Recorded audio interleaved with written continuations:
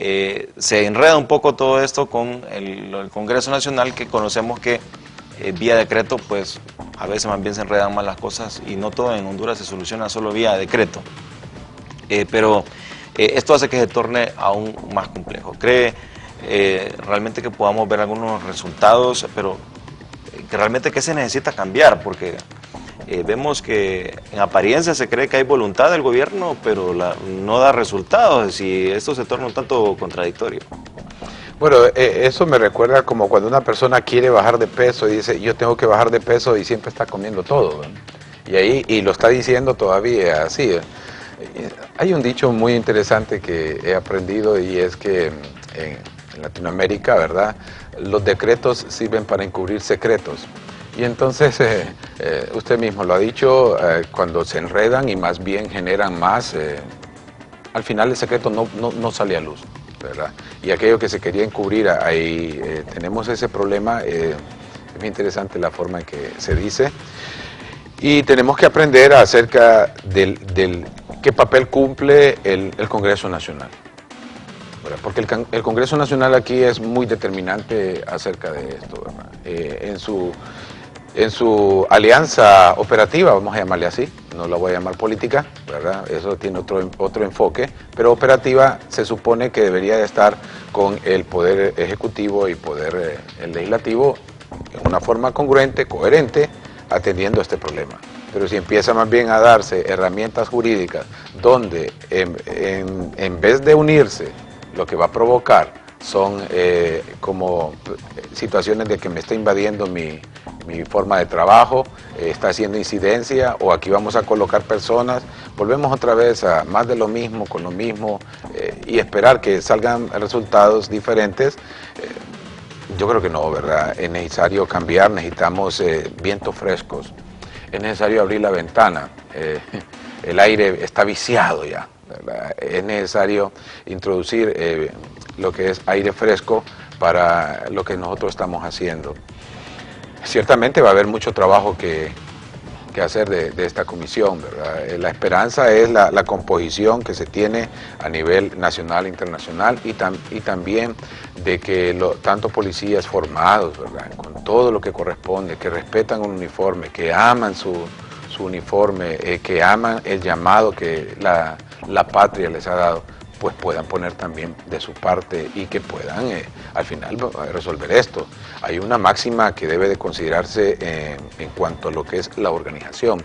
Todo lo que hoy es solución, mañana es problema. Y cuando damos soluciones inadecuadas, el problema mañana se vuelve más difícil de resolverlo. Entonces usted lo puede ver así. Tuvimos aquí un expresidente realmente nefasto, que por salida política comprometió el dinero de nosotros, de futuro, por dárselos a unos gremios para poderse él lograr como candidato a la presidencia. Lo logró, pero nos hundió, pues. Y eso nos ha tenido, llevamos varios años en problemas. Él solventó su problema de su empresa, de poder estar y de la salida presidencial, pero nos ha hundido, ¿verdad? Sí. Y por culpa de él tenemos ese problema. Tenemos situaciones cuando yo empiezo a tomar decisiones acá, ¿verdad? En una situación sobre salud, sobre educación, empiezo a cambiar la ley. Yo se lo he dicho a usted, tenemos que entrar en esto. Este nuevo enfoque, marco jurídico de la educación, está bien, pero tiene un nefasto debilidad, una nefasta debilidad. Sí. No se prohíbe la participación política de los maestros. Y ahí los maestros tienen que tener estatus de policía y de militar en el sentido de que no deben de tener participación política. Fíjese que ahora, con el empoderamiento que se le ha dado al ciudadano para poder llegar a la escuela, imagínese usted de un maestro que se sabe que es activista del partido tal, ya se sabe entonces quién va a ser el presidente del grupo de padres de familia, otro del partido contrario que van a estar buscando pelear ahí. Sí. Entonces, esas son cuestiones, pues, se ha estado hablando hasta la saciedad, entonces, que al final eso se vuelve un problema, ¿verdad? Esperamos entonces que este informe, como usted lo dice, a la luz pública, para que podamos saber cuáles van a ser las determinantes, y si hay que mover gente, y si hay que fusionar más elementos, pues ni cosa mejor. Yo soy de la opinión de que en vez de tener una Secretaría de Seguridad, se tenga mejor una estructura de tipo más especializado de Guardia Nacional o también de guardias republicanos. Y eso tiene un componente más especial que puede definitivamente traer una respuesta, cambiar todo esto, porque si seguimos más de lo mismo, con lo mismo, podemos caer en una situación que nos puede afectar, máxime, por ejemplo, que estos cuerpos pues, sean pues penetrados por el narcotráfico, y no solamente estos cuerpos, estamos hablando del mismo Congreso Nacional, estamos hablando de la sociedad, de las instituciones mismas, cuando, como lo dijo el representante, personas con un disfraz de uniforme o también con un disfraz de una togadura, en realidad no están para servicio de lo que es la población, sino más bien para el servicio de intereses mezquinos y hasta criminales, ¿verdad? En ese sentido se puede ver cuando las personas son puestas a la orden de las autoridades y estas personas salen de la noche a la mañana, y yo escuchaba a un fiscal que decía, es que usted no entiende, me dice, usted no sabe lo que es estar trabajando en esto y que le caigan a usted 7 abogados, y de los más colmilludos, y todos para defender a una persona que todos sabemos que es una persona que tiene problemas. Entonces yo le decía, ¿realmente es así? Así es, me dice. Entonces estamos hablando de toda una situación, no solamente los fiscales, no solamente los jueces, son los abogados. Usted es abogado y yo sé que usted es una persona que como hombre joven quiere cambiar su país en cuanto a que prevalezca la ley, porque le ha tocado crecer en todo esto, estar viendo un país que se debate entre aceptar o no la ley en una situación donde hay personas que mueven sus teclas y al final uno dice, bueno, ¿y la ley cómo queda acá? Pero también el colegio de abogados, el gremio de los abogados tiene que sentarse. Esa matancina de abogados que ha habido, porque no ha sido otra forma, no se le puede llamar, es porque ciertamente hay personas que se han levantado a favor o en contra del tema y ha habido una respuesta terrible contra eso. Quiere decir que es una realidad. Sí, por eso es un problema social a niveles nunca antes visto, porque uno deduce, bueno, por ejemplo, cuando se mira que se toman, por ejemplo, las pistas de narcotráfico que hay en Olancho y otros lados son pistas clandestinas, pues evidentemente alguien para que haya hecho esa pista tuvo que haber sido por lo menos un ingeniero, un profesional que sepa, tenga conocimientos de ingeniería para poder preparar esta pista, que a veces son muy buenas, inclusive muy bien fabricadas. Entonces está el ingeniero que se presta para eso, los químicos, las personas graduadas en química y farmacia que pues trabajan para el narcotráfico, en fin, son niveles de todo tipo de profesión, porque en nuestro país prácticamente la necesidad que hay de empleo podría justificar, entre comillas, el empleo que ofrecen los narcotraficantes, y algunos pues también no se les da la opción, o trabajan o pues le regalan las balas los narcotraficantes, pero es un problema muy complejo. Lo cierto es que el presidente Lobo ha prometido que en los 2 años que le queda de gobierno va a reducir significativamente la inseguridad, y inclusive dijo que si no lo hacía, que se iba a cambiar el nombre.